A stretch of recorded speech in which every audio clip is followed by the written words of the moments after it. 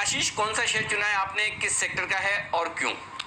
Anil ji, stock का नाम है कैमलिन फाइन साइंसेज। कंपनी जो है एंटीऑक्सीडेंट्स, परफॉर्मेंस केमिकल्स और फ्लेवर्स बनाती है। चीन में, मेक्सिको में, इटली में कंपनी की सब्सिडरीज हैं। करीब 80 से ज्यादा देशों में एक्सपोर्ट होता है और 87% जो आय है वो एक्सपोर्ट से आती है। अब सीधा इस पर आता हूँ कि स्टॉक आगे आने वाले समय में आपको बेहतरीन रिटर्न क्यों देगा। देखिए, सबसे पहले FY18 को काफी समझना होगा कंपनी के लिए, क्योंकि एक क्लासिक टर्न अराउंड स्टोरी है। FY18 में काफी दिक्कतों का सामना करना पड़ गया था। इनका एक मेजर क्लाइंट था केमिन, जो हाई मार्जिन बिजनेस था, वहां से करीब 25% आय का कंट्रीब्यूशन होता था। उन्होंने कॉन्ट्रैक्ट रद्द कर दिया और कंपनी के जो ऑपरेशंस है इसके ऊपर एक काफी ज्यादा इंपैक्ट देखने को मिला।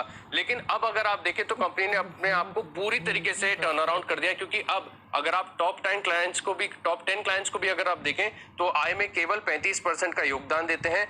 कंपनी ने जो है अपनी इंटरनेशनल सब्सिडीज के जो ऑपरेशन है इन्हें भारत में शिफ्ट किए। इससे क्या हुआ कि जिनकी ऑपरेशनल एफिशिएंसी है वो ड्रास्टिकली इंप्रूव होती हुई नजर आई। साथ ही अगर आप देखें तो तेजी का सबसे बड़ा ट्रिगर जो अभी सामने है वो है इनकी दहेज इकाई, जहां पर देखिए ट्रायल प्रोडक्शन ऑलरेडी शुरू हो गया है और इस बार इस तिमाही से अगर आप देखें तो जो कमर्शियल प्रोडक्शन है वो भी शुरू हो जाएगा। यहां से जो कंपनी की जो एफिशिएंसी है वो और भी इंप्रूव होती हुई दिखी जाएगी और मार्जिन में हमारा अनुमान है कि आपको 400 बेसिस पॉइंट तक की बढ़त देखने को मिल सकती है।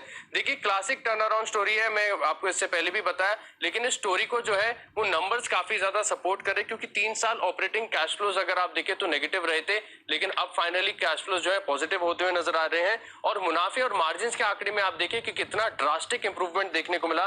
FY18 में 30 करोड़ का घाटा दर्ज किया था कंपनी ने। FY20 के अंत में अगर आप देखें तो 30 करोड़ का मुनाफा दर्ज किया। FY18 में 2% के मार्जिन थे केवल, FY20 के अंत तक 13% हो गए। अब दहेज इकाई का जब कमर्शियल प्रोडक्शन शुरू हो जाएगा तो मार्जिन में यहां से और बढ़त देखने को मिलेगी। अनिल जी, ये सारे पैरामीटर्स देख के ही लगता है कि स्टॉक आगे आने वाले समय में और अच्छा परफॉर्म करते हुए नजर आएगा। कैमलिन फाइन्स, ये है आपके लिए आज की बेहतरीन मालामाल वीकली की रिकमेंडेशन। और अनिल जी, थोड़ा लेट शुरू हुई थी यहाँ पर रैली, जहां तक बाकी केमिकल स्पेस का सवाल है, पर जैसे कि आशीष बता रहे थे बहुत ही अच्छी इंप्रूव परफॉर्मेंस रही है सर पिछले कुछ सालों में इस कंपनी की। कैसे देखते हैं इसको आप? दीप, उसकी वजह ये कि कंपनी इतने फाइनेंशियल्स आपको दमदार नहीं दिखेंगे अगर आप लंबे समय का देखेंगे, लेकिन चूंकि टर्न अराउंड स्टोरी है इसलिए ये लेट शुरू हुई है और इनफैक्ट अभी तक शुरू हुई भी नहीं है। मुझे लगता है कि अगले 2 साल इस कंपनी के लिए बड़े इंटरेस्टिंग और एक्साइटिंग रहेंगे।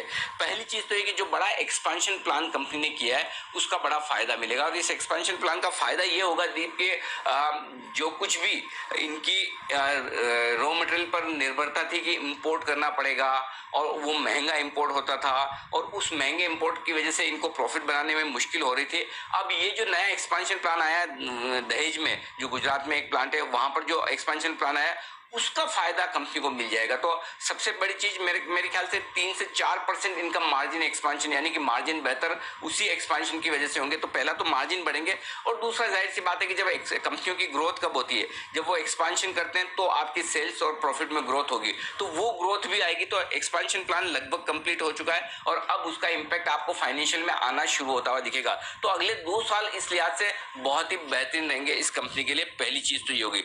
दूसरी चीज ये कि अल्टीमेटली होता है कि कंपनी के साथ कैसे लोग जुड़े या जुड़ रहे हैं या जुड़ने वाले हैं, उससे काफी कुछ होता है। एक बड़े इंटरेस्टिंग इन्वेस्टर्स इनके बोर्ड पर आए हैं जो हर्ष राघवन करके हैं। वो फेयरफैक्स से में पहले थे, बड़ा जाना पहचाना नाम है और बड़ा प्रूवन ट्रैक रिकॉर्ड है। अब वो इस कंपनी के बोर्ड पर आए हैं। उन्होंने न सिर्फ कंपनी के बोर्ड पर बल्कि उन्होंने खुद ने बड़ी स्टेक भी खरीदी है कंपनी में, पैसा भी लगाया है। तो उस लिहाज से ये आपको एक उनकी एक्सपर्टाइज और उनका काम करने का तरीका, उनकी ग्लोबल रीच, उसका फायदा कंपनी को मिलेगा। तीसरी बात जो सबसे बढ़िया दिखती है कि केमिकल कंपनियां सारी बहुत महंगी ट्रेड कर रही है, इसमें कोई डाउट नहीं है और वजह भी है। प्रॉफिटेबिलिटी इस पूरे लॉकडाउन के समय में अगर कहीं से आई है और सबसे बड़ी बात है कि चीन से आने वाले सारे इंपोर्ट्स पर जिस तरह से एक के बाद एक सरकार बैन कर रही है, उससे केमिकल कंपनियों को फायदा मिल रहा है। तो सस्ती केमिकल कंपनियां है कहाँ? ये अगर आप देखेंगे वित्त वर्ष 2021-22 के वैल्यूएशन पर मतलब सबसे सस्ती ट्रेड करने वाली केमिकल कंपनी आप मान सकते हैं।